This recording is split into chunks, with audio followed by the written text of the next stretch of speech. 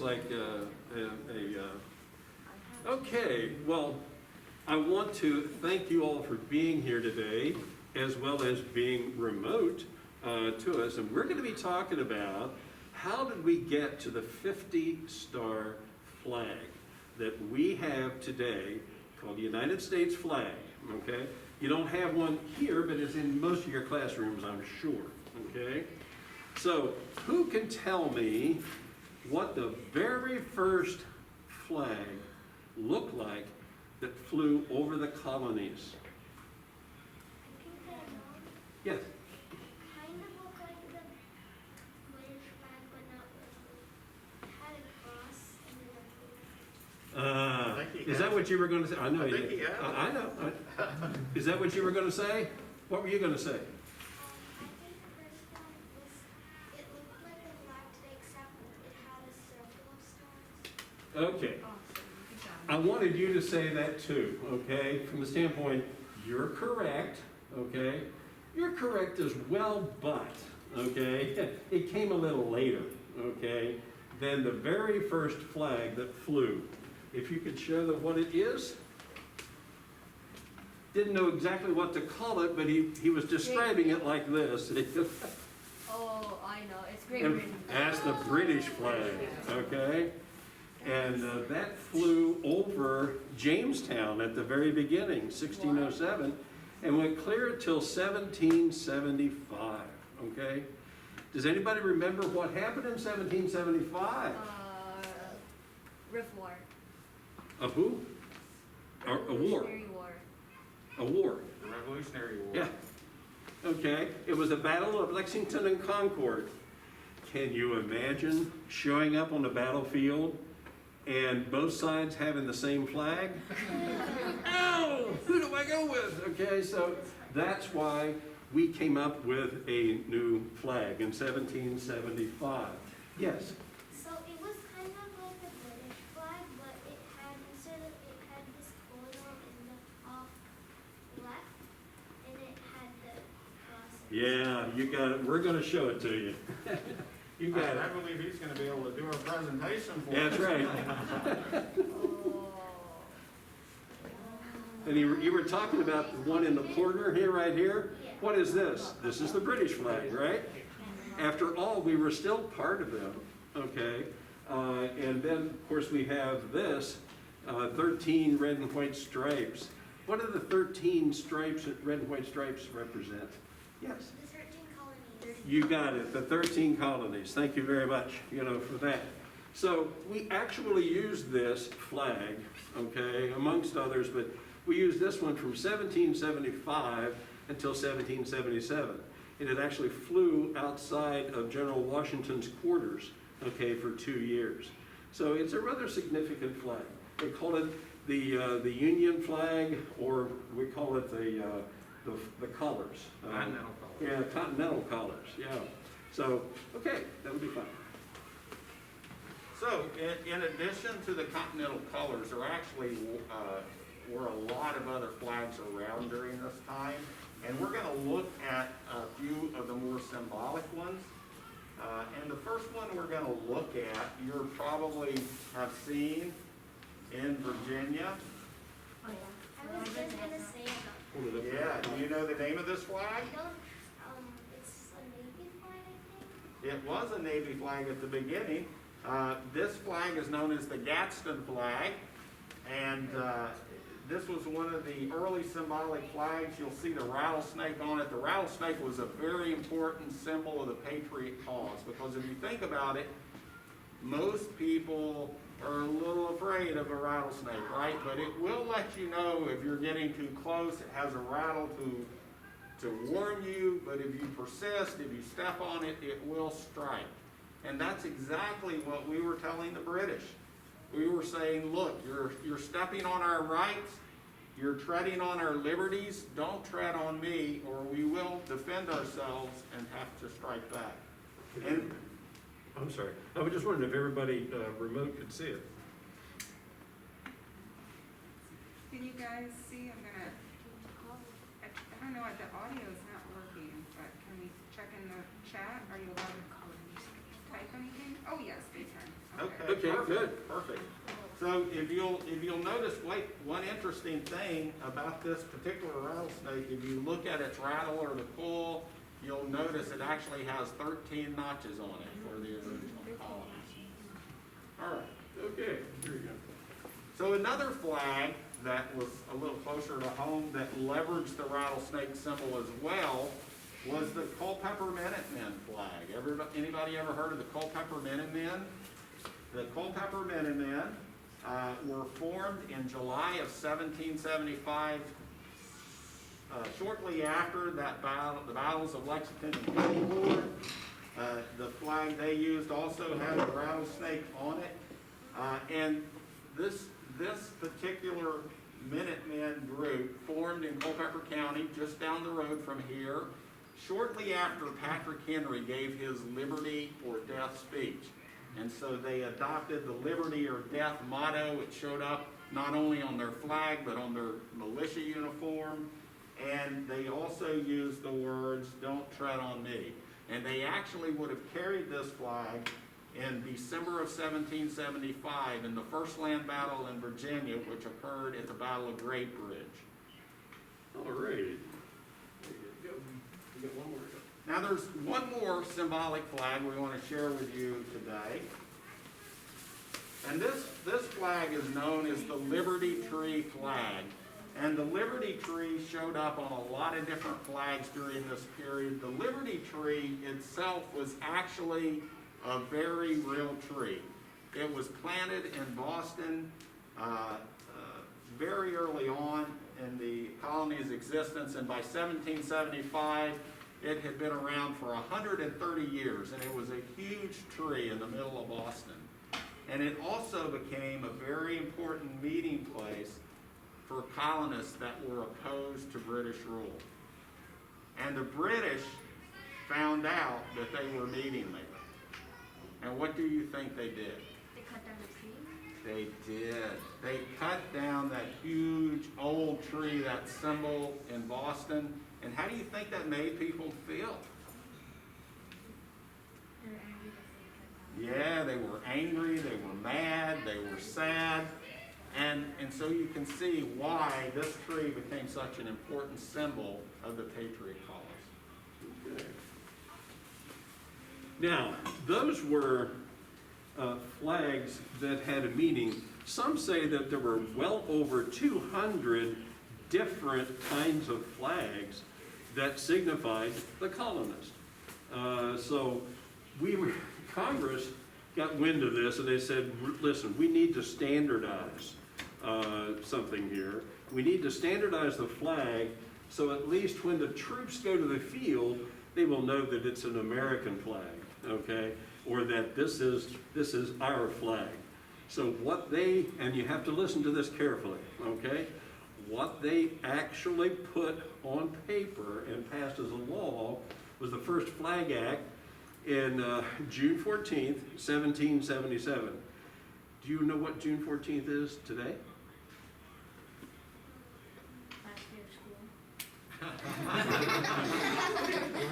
Last day of school. That's what's important. Congratulations. Actually, it's Flag Day, okay? And it could be the last day of school too, but it's Flag Day, okay?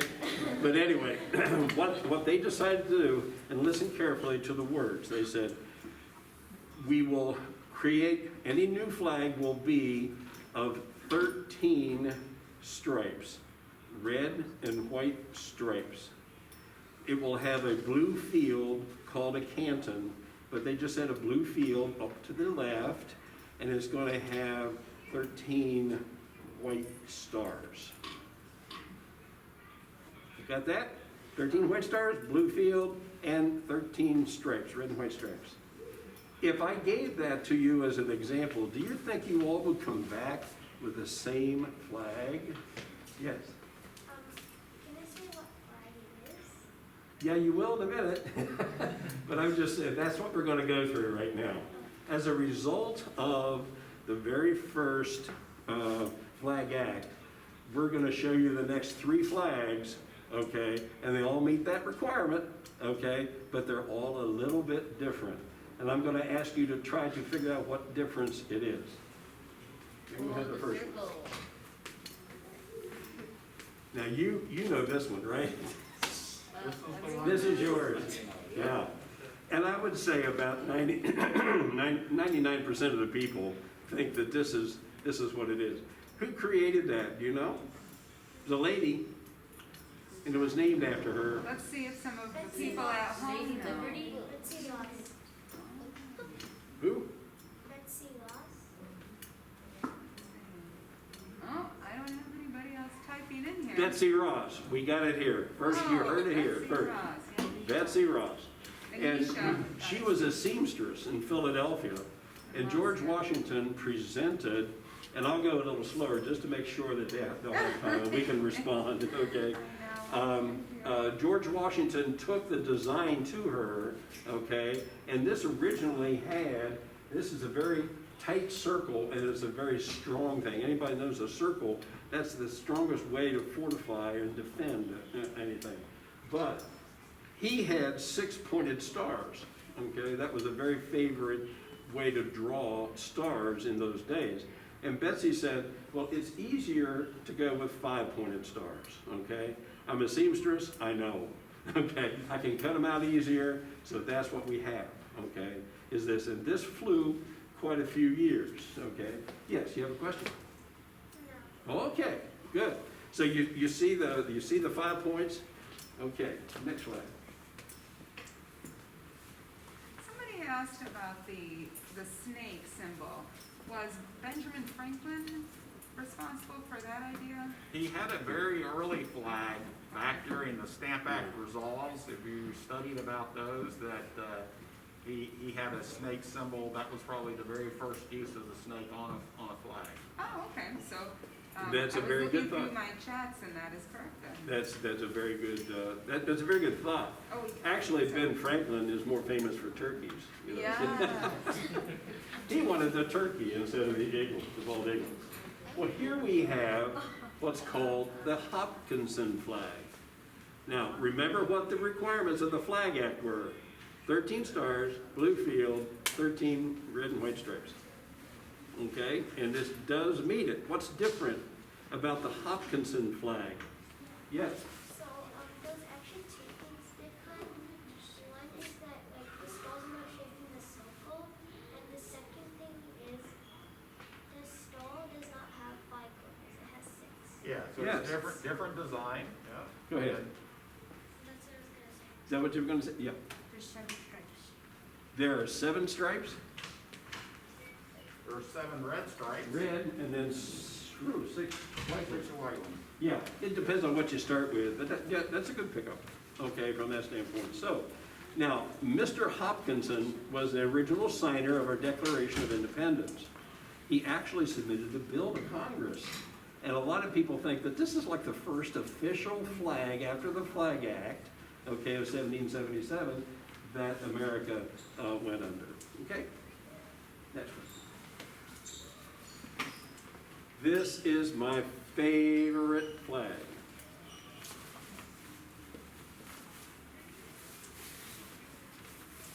This is called the Bennington Flag. So what's different about this? Upside down. Yeah.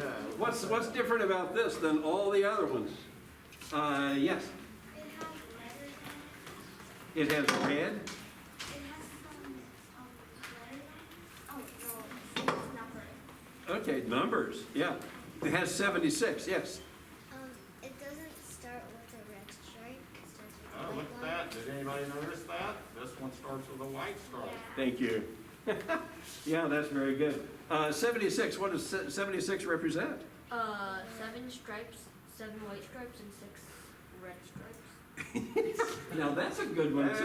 is a I good like one. that. That's the first time I've heard that one. Okay, well, what year did we start the revolution, or the Declaration of Independence? 1776. Yeah, 1776, yeah, you're right. Okay, somebody else had their hand up here. Yes? The stars are also shaped differently. They are arranged differently, that's true. Yeah. What does it look like? It looks like a sad face. Yes. A sad face, yeah. That's a frowning face, right? Yeah, with the two eyes and the whole bit, okay? Now, when they designed that, I'm sure they didn't have that in mind, okay? But that's what it turned out to be, okay? Because everybody kind of recognizes it. Also, Somebody online said there's 7 pointed stars. ah, they're sharp, they got it, okay? You're absolutely right. There are 7 points in this one. So we had the Betsy Ross with 5, then we had the Hutchinson, or the, yes, what I said, yeah, Hopkinson with 6, and this Bennington has 7, okay? So we really had some problems in trying to get a consistency going for us, okay? Thank you. So, after the war was over and George Washington became president, as Mr. McKinley said, you know, the first Flag Act didn't actually accomplish what it intended to do. So Congress went back to the drawing board and they said, we need to come up with some new guidelines, a new Flag Act for what the flag should look like. And what the Flag Act said is that the flag of the United States should have 15 red and white stripes and 15 white stars and a blue background. Why 15? Oh, God.